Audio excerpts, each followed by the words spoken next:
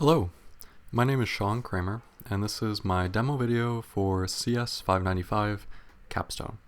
For my project, I chose to work with the company that I am interning for, which is called M4 Control Systems LLC. We are a systems integrator who primarily work with Rockwell automation devices and software in the industrial automation space.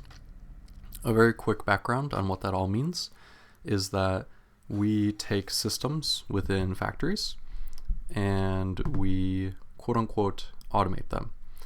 So here is an example of a system that you might see in a factory. Let's say that you have like a tank, this holding tank here, that you need to keep at a certain water level. So you need to have something that goes into that tank. For example, here a water supply. You need to have something to see what level the tank is at. For example, here this level sensor. And you need something to be able to control that level. For example, here the solenoid valve. So what we would do is we write the software that controls a PLC, which stands for Programmable Logic Controller, and that would control how much water is in this tank.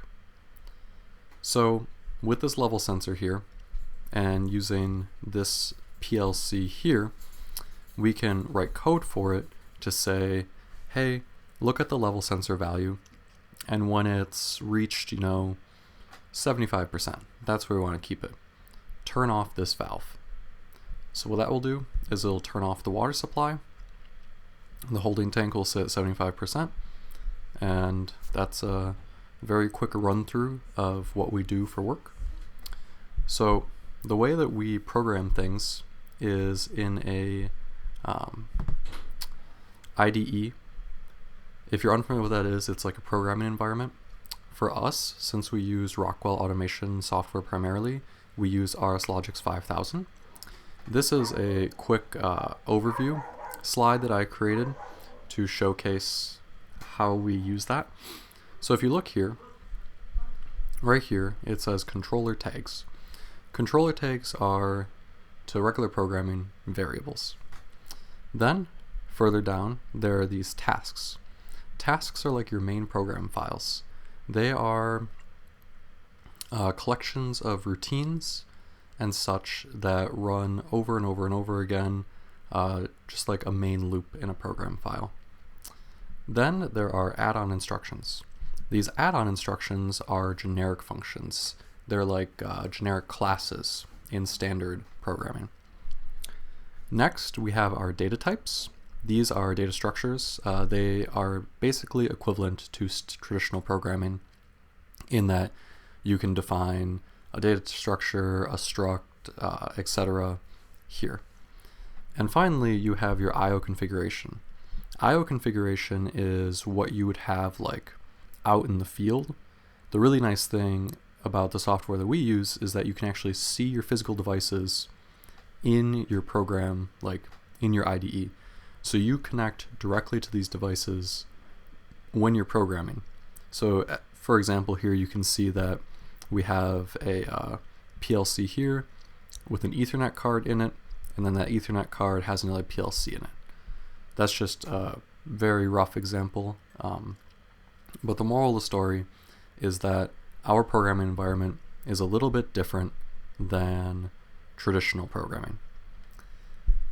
So when you're looking at our programs, this is what you see. It's called ladder logic. It reads from left to right. It's mostly binary logic, and it deals with a lot of like block programming, which sounds easy, but can actually be incredibly difficult. And the reason that it's this simplistic slash the way that it is because PLCs often have to run the same program constantly with no backups for sometimes years at a time, day and night. They live in very harsh conditions. A lot of the plants that we work in have very acidic and caustic chemicals constantly around the electronics, so all of these things have to be built to withstand all of that physical situations, and on top of that, the programming has to be very robust and not fault out. So there isn't so much like error checking and bug catching in PLC programming as it is you program it correctly, and you program it correctly the first time. If something is out of spec, you throw an alarm, and an operator is going to go fix the physical device. The program should never really change. So for my project, we're going to look back at this example here. Let's say that you have 5 of these systems in a plant. The logic for each system is going to be roughly the same. But let's say the system had 100 devices. If you wanted to go in and create the controller tags for those 100 devices, you'd have to manually create 100 of them. And then, since there are 5 of these systems, you'd have to do that 4 more times. So that by the time that you have written the software to control those 5 systems, you've created 500 tags, and that is just variable declaration, which is a lot of time. It's very tedious. It usually takes at least half a day for a skilled engineer to do it, and I thought, alongside my company, that there would be a easier way to do that. So the first thing or utility that I created was this. It's written in Python, but compiled to be an executable. It is called rung generator. So what is a rung generator? A rung generator takes a device list. A device list is exactly as its name implies. It's a list of devices in a system.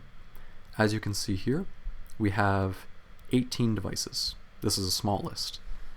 They all have names. These are the variable values. They all have descriptions. These are how we know what they are in the program. They're like comments in a traditional programming language. They have AOIs. This is their data types. Then they also have some additional properties here, which for the sake of this demonstration, you don't have to know what they mean. They're just additional parameters for these tags. So these device lists are what we use to build our programs off of. They tell us all the variables we're going to need, so then we know that we need to create those in the software. So rather than manually do it, I made a program called rung generator. So you open up rung generator, and you're going to see this nice little GUI. Up here, there is a file path location for a base program. A base program is simply the building block for this file. The way that we do it at our company, we have a standardized building block that you always create projects off of. So I figured the easiest way to create this like automatic rung generator would be to build off of that first building block.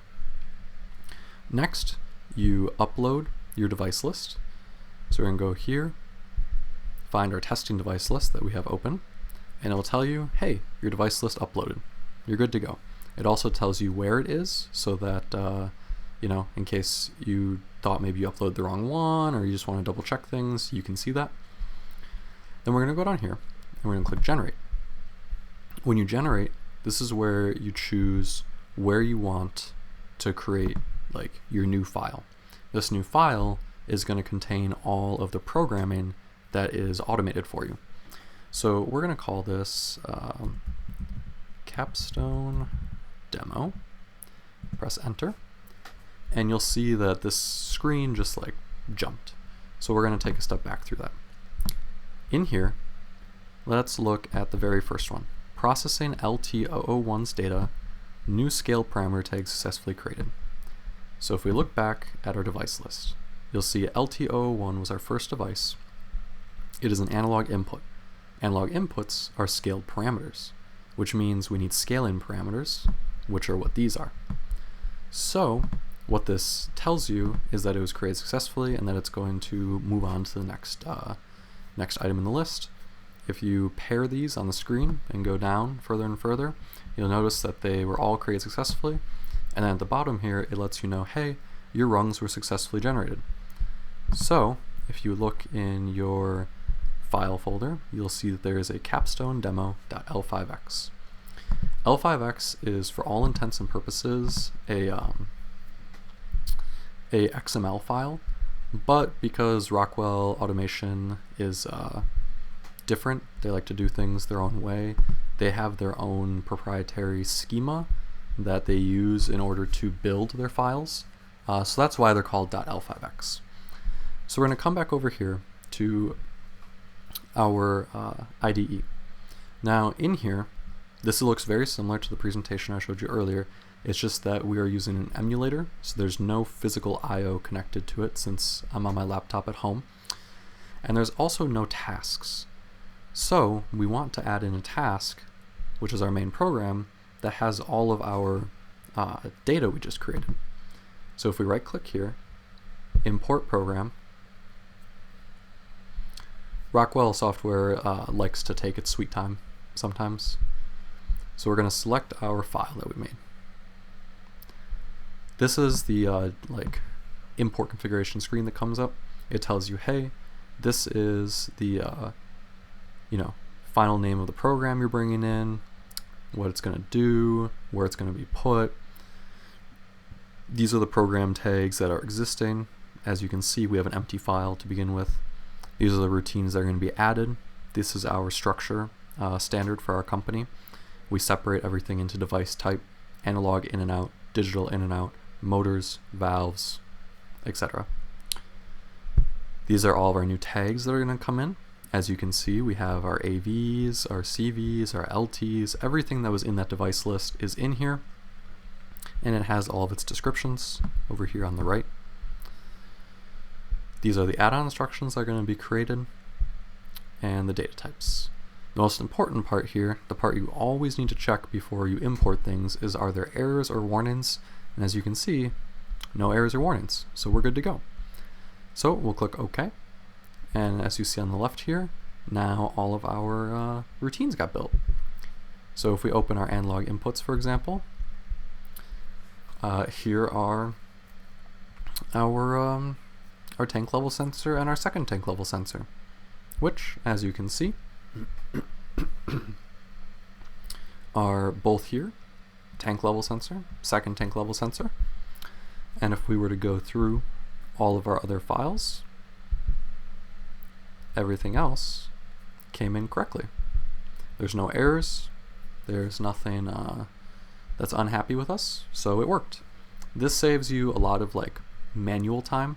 So if I were to want to manually create these two, for example, I would press Control R to make a new rung, press Enter, type in AOI SCP,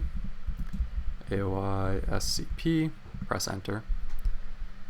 Then I would have to come in here and say LT03, and then do LT03.input. I would have to press Control W, create a new tag, give it a name, make sure that it's got the right data type, make sure it's in the right scope, all of this is set up, and then create it. So that was maybe 30 seconds to create just one. And if you're working on a project that has anywhere from 100 plus devices, that's going to take you some time. And that's assuming that you can do it all back to back to back without having to re-reference the device list and all the copy and pasting, so on and so forth. So this program allows you to do half a day's work or more in give or take 2-3 minutes. The next thing that is the second half of my project is a utility for advanced find and replacement. So we're going to come back over here, we're going to close this, and we're going to open up this other utility. So in RSLogix, you cannot do serial find and replaces, array find and replaces, or description find and replaces. So our advanced find and replace offers you those things. You open it up and you upload your file. We're going to do our capstone demo. And it shows you all of your tag names and tag descriptions and whatnot. So let's say that I wanted to create a second copy of these control valves. There's 5 of them. So I'm going to click on this, which is the selection point for each of them. I'm going to click on serial. Let's say that I want them all to be offset by 100, so they become CV 101, 102, 103, 104, and 105. This is standard practice in our industry. Usually, it's more so in the like thousands, so it'd be like CV 1001, CV 1002, etc. And then each area in a factory gets a different initial number, like thousands, 2000s, 3000s, etc.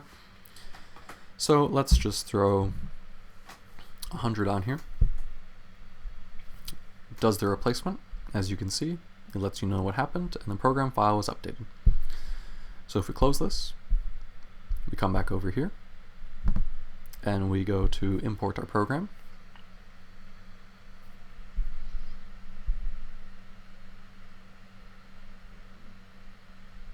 You're going to find that in the tags, there's now CV 101 through 105. You click OK. And if we come over into our analog outputs and zoom in a little bit, you will see that these are all replaced with their 100 offset counterparts. Easy as can be. If you were to try and do that by hand, standardly, this is what that process would look like. Control F, replace, we want to find CV 101, place it with CV 201, replace all.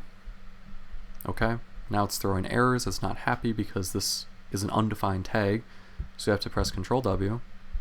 We gotta rename this to first tank control valve, and then we have to click create, and we'd have to do that for every single one of those. So that process was maybe 10 seconds, 15 seconds, but if you had 100 tags, you wouldn't be able to do that real quickly, versus using the utility, you can. So the next part of this utility, I'm going to reopen it here, is if you upload a file and you have this array here. It's an array of 64 booleans, and you know that you want to update very select indices of it. You're going to click select it, click array, and the entire array will load into this window with the indices on the left, the description for that particular index, and then what you want to replace it with, and whether you want to replace it with an array or not. So let's say we want to replace the first one with a new array, and the second one we just want to throw in a new tag. We'll click replace array indices. Since it was successful, no error popped up, so we know it worked well. We'll close this out and come over here, import the program,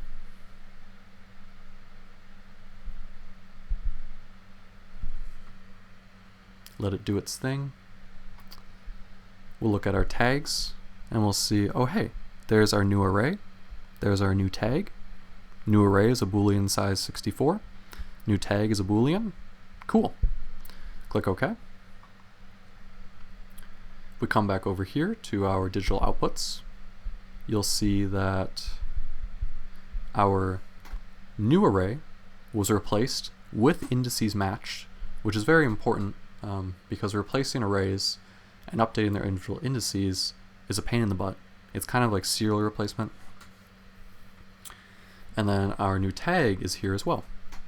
So I met with my boss regarding this update utility just the other day, and we did realize that there is one last functionality that is coded for this utility, but not quite in the GUI, and that is the ability to find and replace comments. So you see how this says digital output control, no description available, start light for motor, start light. In RS Logix, if you press Control F and you want to find stop light for motor, and you click Find Next, it doesn't find it. It can't find it because it's a description, it's not a tag. That's an issue, because if you are trying to update, like let's say you copy paste a program and you want to update all the description values, you have to go into the controller tags, then you have to come in here and you have to manually edit all of these, save it, and you have to do it while it's offline, which is a big pain in the butt. So in this GUI, the functionality for it is written, but there would just be one additional button here that is comment, and then you would tell it like, hey, what text do you want to find in the file? Replace it with this text. So I hope that that answered any questions you guys might have had and demoed this well.